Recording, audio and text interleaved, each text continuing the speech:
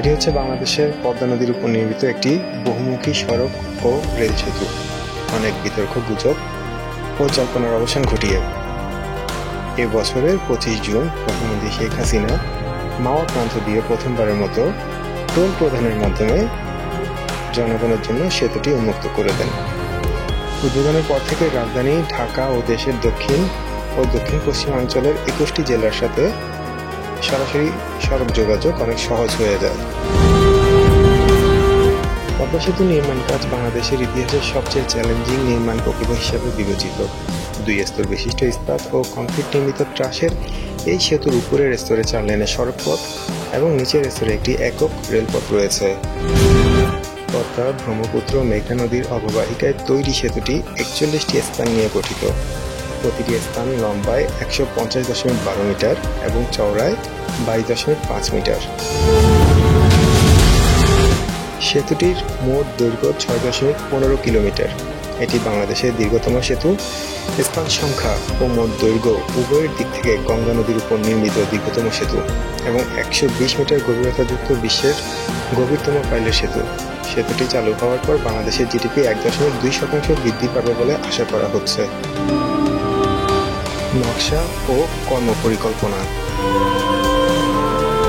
পদ্মা বহুমুখী সেতু সম্পূর্ণ নকশা ACOM এর নেতৃত্বে আন্তর্জাতিক ও জাতীয় পরামর্শকদের নিয়ে গঠিত একটি দল তৈরি হয়। বাংলাদেশের প্রথম বৃহৎ সেতু প্রকল্প যমুনা বহুমুখী সেতু প্রকল্পের আন্তর্জাতিক বিশেষজ্ঞ প্যানেল তৈরি করা হয়। অধ্যাপক জামিনুর রেজা চৌধুরীকে 11 সদস্যের বিশেষজ্ঞ প্যানেলের সভাপতি নিযুক্ত করা হয়। এই প্যানেল সেতুর নকশা প্রণয়ন ও বাস্তবায়ন পর্যায়ে প্রকল্প কর্মকর্তা, নকশা পরামর্শক ও উন্নয়ন সহযোগীদের বিশেষজ্ঞ পরামর্শ প্রদান করে। পদ্মা সেতুর ভৌত কাজকে মূলত 5টি প্যাকেজে ভাগ করা হয়: মূল সেতু, নদী শাসন, জাজিরা সংযোগকারী সড়ক ও টোল প্লাজা, মাওয়া সংযোগকারী সড়ক, টোল প্লাজা ইত্যাদি এবং মাওয়া ও জাজিরা সার্ভিস এলাকা। প্রকল্প নিয়োজিত নকশা পরামর্শ প্রতিষ্ঠান মনসেল এইকম ভৌত কাজের ঠিকাদার নিয়োগের প্রাকযোগ্যতা দরের নথি প্রস্তুত, টেন্ডার আহ্বানের পর টেন্ডার নথি মূল্যায়ন, টেন্ডার কমিটিকে সহায়তা সহ এ সংক্রান্ত যাবতীয় কাজের দায়িত্বপ্রাপ্ত ছিল। আন্তর্জাতিক বিশেষজ্ঞ প্যানেল নকশা পরামর্শ প্রতিষ্ঠানের কাজ তদারক করত। ভৌত কাজের বিভিন্ন প্যাকেজের জন্য দরপত্র মূল্যায়ন কমিটি গঠন করা হয়েছিল। পদ্মা বহুমুখী সেতু প্রকল্পের পরিচালক ছিলেন কারিগরি মূল্যায়ন কমিটির সভাপতি। পাইলিংয়ের সমস্যা। প্রথম দিকে সেতু নির্মাণকারী প্রকৌশলী ও বিশেষজ্ঞদের পদ্মা নদীর তলদেশের মাটি খুঁজে পেতে বেগ পেতে হয়। তলদেশে স্বাভাবিক মাটি পাওয়া যায়নি। সেতু পাইলিং কাজ শুরুর পরে সমস্যা দেখা যায়। প্রকৌশলীরা নদীর তলদেশে স্ট্রিম গ্রাউন্ডিং পদ্ধতিতে কৃত্রিম প্রক্রিয়ায় মাটির বদলে নতুন মাটি তৈরি করে পিলার গাঁথার চেষ্টা করে। এই প্রক্রিয়ায় উপর থেকে পাইপের ছিদ্র দিয়ে রাসায়নিক নদীর তলদেশে পাঠিয়ে মাটির শক্তিমত্তা বাড়ানো হয়। এই পদ্ধতিতে পাইপের সঙ্গে স্টিলের ছোট ছোট পাইপ ওয়েল্ডিং করে দেওয়া হয়। পাইপের ভেতর দিয়ে এক ধরনের কেমিক্যাল পাঠিয়ে দেওয়া হয় নদীর তলদেশের মাটিতে। রাসায়নিকের প্রভাবে তখন তলদেশে সেই মাটি শক্ত রূপ ধারণ করে। এক পর্যায়ে সেই মাটি পাইলের লোড বহনে সক্ষম হয়ে ওঠে। তখন আর পাইল বসাতে কোনো বাধা থাকে না। নির্মাণ ব্যয়।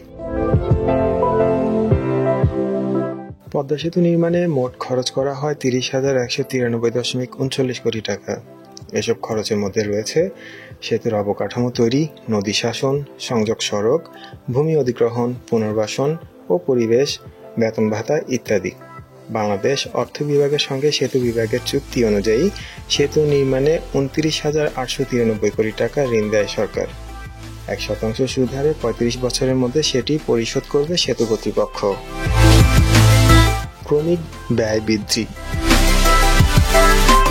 2005 সালে পদ্মা সেতু নির্মাণের জন্য প্রাথমিক প্রাক্কলন ধরা হয়েছিল 12,000 কোটি টাকা। জাতীয় অর্থনৈতিক পরিষদের নির্বাহী কমিটির সভায় পৃথিবীর অন্যান্য তুলনীয় সেতু নির্মাণ ব্যয়ের তৎকালীন প্রধানমন্ত্রী খালেদা জিয়া সর্বমোট নির্মাণ ব্যয় 10,000 কোটি টাকায় সীমিত রাখার পরামর্শ প্রদান করেন।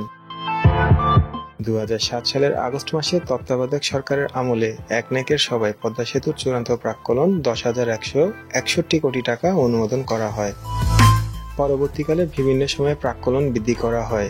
সর্বশেষ অনুমোদিত প্রাক্কলনের পরিমাণ 30,193 কোটি টাকা, যা মূল প্রাক্কলনের চেয়ে 20,032 কোটি টাকা বেশি। সেতু বাস্তবায়ন বিলম্বিত হওয়ায় প্রকল্প ব্যয় এত বৃদ্ধি পেয়েছে বলে জানা যায়। মার্কিন ডলারের হিসাবে 6.15 কিলোমিটার দীর্ঘ পদ্মা সড়ক রেল সেতু নির্মাণ ব্যয় 11 বছরে $1.48 বিলিয়ন থেকে $3.56 বিলিয়ন উন্নীত হয়। চীনের 6.4 কিলোমিটার দীর্ঘ উফেনসাং ইয়াংজি সড়ক রেল সেতু 2020 সালের ডিসেম্বরে চালু করা হয়েছে। পদ্মা সেতুর সঙ্গে তুলনীয় এই সেতুর নির্মাণে 4 বছরে লেগেছে এবং ব্যয় হয়েছে $1.05 বিলিয়ন, যা পদ্মা সেতুর 1/3 চেয়েও কম। চুক্তিবদ্ধ সংস্থা 2014 সালের 17 জুন পদ্মা সেতু নির্মাণের জন্য বাংলাদেশ সরকার ও চায়না মেজর ব্রিজ কোম্পানির মধ্যে আনুষ্ঠানিক চুক্তি স্বাক্ষরিত হয়। সর্বনিম্ন দরদাতা হিসাবে চীনের কোম্পানিটি পদ্মা সেতু নির্মাণের দায়িত্ব পায়। পদ্মা সেতু নির্মাণে 2010 সালে প্রথম দরপত্র আহ্বান করা হলে সেখানে প্রাক-যোগ্যতা অর্জনের জন্য 40টি কোম্পানি অংশ নেয়। বিশ্বব্যাংক, জাইকা ও এডিবির তত্ত্বাবধানে এদের মধ্যে 5টি কোম্পানিকে বাছাই করা হয়। পরে বিশ্বব্যাংকের আপত্তির কারণে একটি কোম্পানি বাদ পড়ে যায়। আর্থিক প্রস্তাব আহ্বান করলে শুধুমাত্র চীনের এই কোম্পানিটি আর্থিক প্রস্তাব জমা দেয়। কোম্পানিটি চায়না রেলওয়ে গ্রুপ লিমিটেডের অধীনস্থ। 2022 সালের এপ্রিলে সেতু বিভাগের অধীনে বাংলাদেশ সেতু কর্তৃপক্ষ কর্তৃক পদ্মা বহুমুখী সেতুর রক্ষণাবেক্ষণ ও টোল আদায়ে কোরীয় এক্সপ্রেসওয়ে কর্পোরেশন ও China major bridge engineering company লিমিটেডকে নিয়োগ দেওয়া হয়।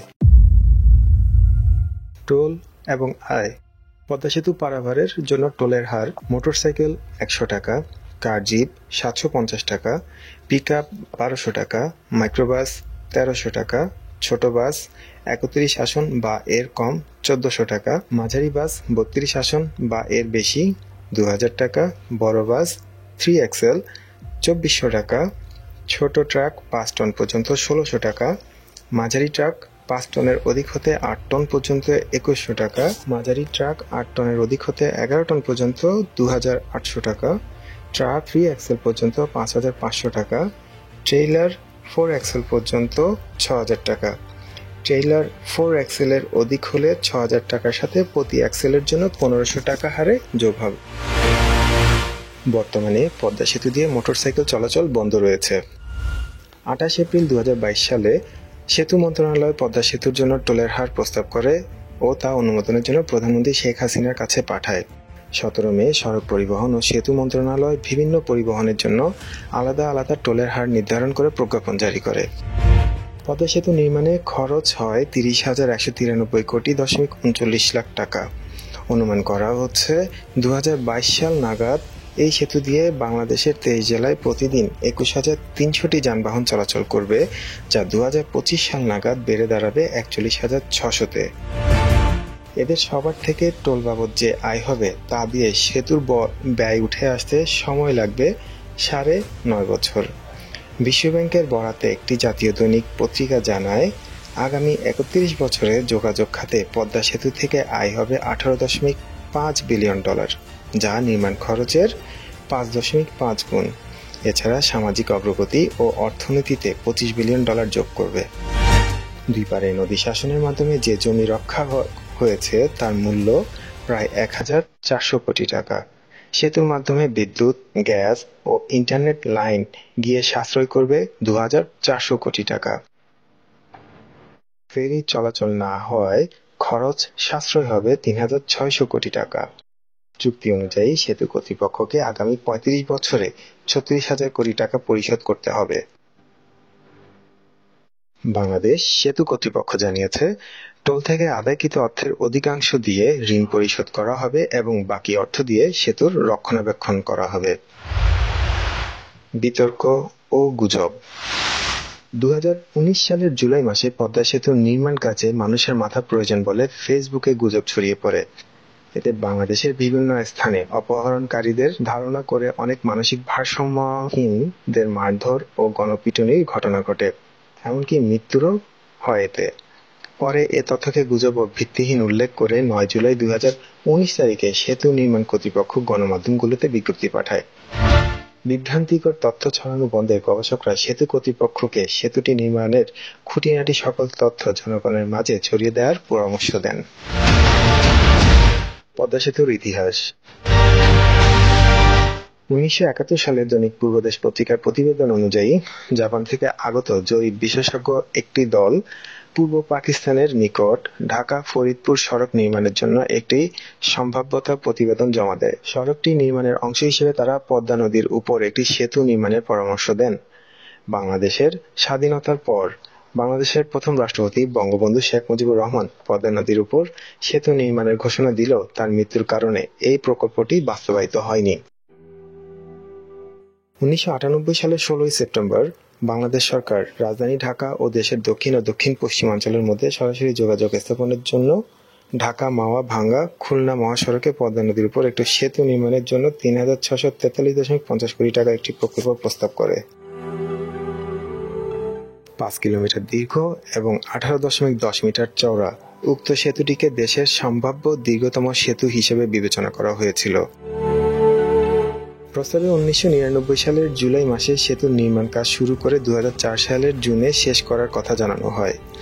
নির্মাণের জন্য প্রস্তাবিত টাকার 2,693.50 কোটি টাকা বিদেশি উৎস থেকে এবং 750 কোটি টাকা জাতীয় উৎস থেকে যোগান দেওয়ার পরিকল্পনা করা হয়েছিল। পরে 1999 সালের মে মাসে উক্ত সেতু প্রকল্পের জন্য প্রাক সম্ভাব্যতা যাচাই পরীক্ষা শুরু হয়। 2001 সালের 4 জুলাই মাওয়া জাজিরা প্রান্তে সেতুর ভিত্তিপ্রস্তর স্থাপন করেন তৎকালীন প্রধানমন্ত্রী শেখ হাসিনা।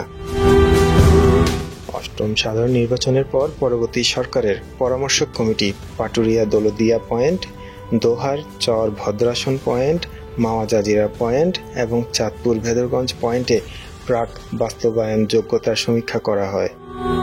2004 সালে জাইকা নিয়োজিত পরামর্শক নিপ্পন কোই পদ্মা সেতু নির্মাণ প্রকল্পে বিস্তারিত সমীক্ষা পরিচালনার পর আগের নির্ধারিত মাওয়া জাজিরা পয়েন্টেই সেতু নির্মাণের পরামর্শ দেয়। 2006-2007 বার্ষিক উন্নয়ন কর্মসূচিতে তৎকালীন বাংলাদেশ সরকার পদ্মা বহুমুখী সেতু নির্মাণের পরিকল্পনা গ্রহণ করে। তত্ত্বাবধায়ক সরকার এ সেতু নির্মাণের জন্য এশীয় উন্নয়ন ব্যাংকের সহায়তা পাওয়ার জন্য আলোচনা শুরু করে। সম্ভাব্যতা যাচাইয়ের পর 2007 সালের 20 আগস্ট তৎকালীন তত্ত্বাবধায়ক সরকার একনেকের বৈঠকে 10,161 কোটি টাকার পদ্মা সেতু প্রকল্পের অনুমোদন দেয়।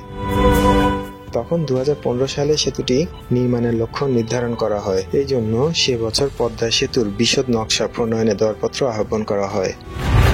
2008 সালের সাধারণ নির্বাচনের আগে বাংলাদেশ আওয়ামী লীগ তার নির্বাচনী ইশতেহারে পদ্মা সেতু নির্মাণের প্রতিশ্রুতি দেয়।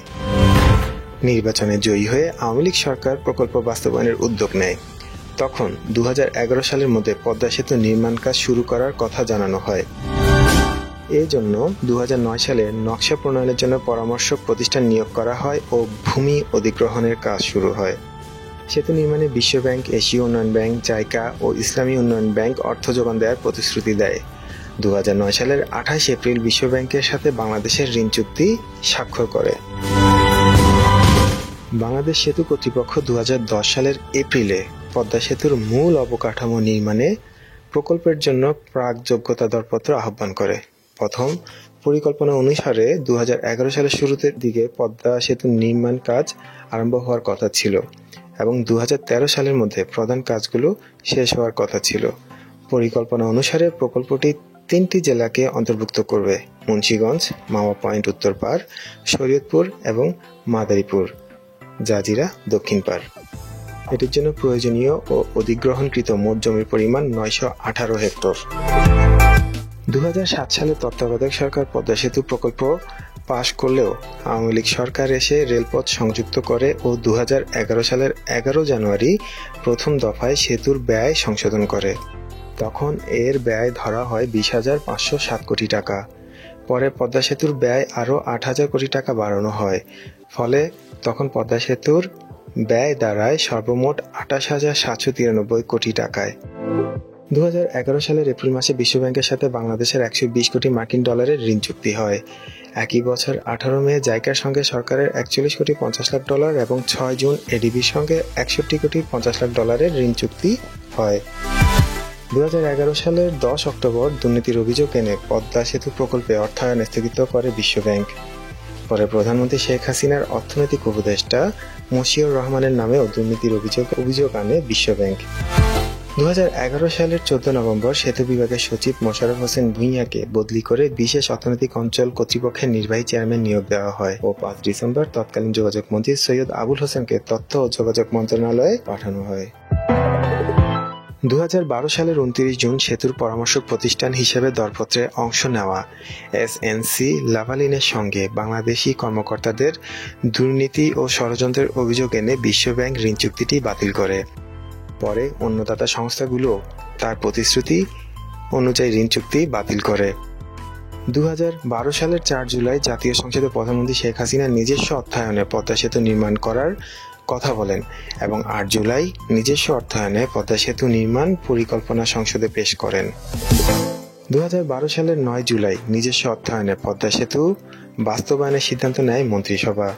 বিশ্বব্যাংকের শর্তের কারণে 23 জুলাই তৎকালীন যোগাযোগ মন্ত্রী সৈয়দ আবুল হোসেনকে মন্ত্রিসভা থেকে সরিয়ে নেওয়া হয় ও 24 জুলাই সচিব মোশাররফ হোসেন ভূঁইয়াকে ওএসডি করা হয়। সরকারের অনুরোধে 20 সেপ্টেম্বর বিশ্বব্যাংক প্রকল্পে পুনরায় সম্পৃক্ত হতে রাজি হলেও তদন্ত শেষ না হওয়া পর্যন্ত অর্থায়ন করতে অসম্মতি জানায়। 2012 সালের 17 সেপ্টেম্বর সেতু বিভাগের সাবেক সচিব মোশাররফ হোসেন ভূঁইয়াকে প্রধান আসামি করে 7 জনের বিরুদ্ধে মামলা করে দুদক। 26 ডিসেম্বর রাজধানীর শাহবাগ এলাকা থেকে মোশাররফ হোসেন ভূঁইয়াকে গ্রেফতার করে রিমান্ডে নেয় দুদক। গ্রেফতার করা হয় আরও দুজনকে।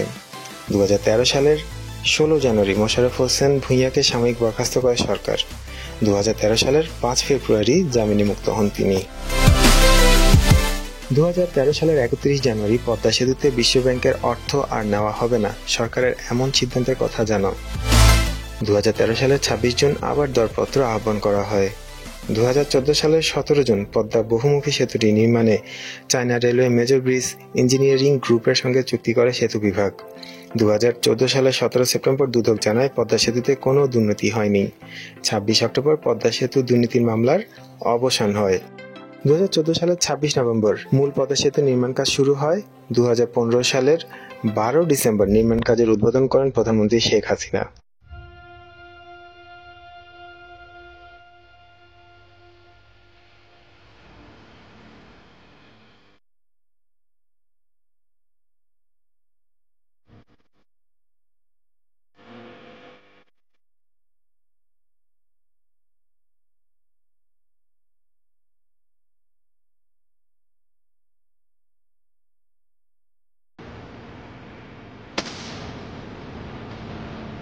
ধন্যবাদ পুরো ভিডিও দেখার জন্য।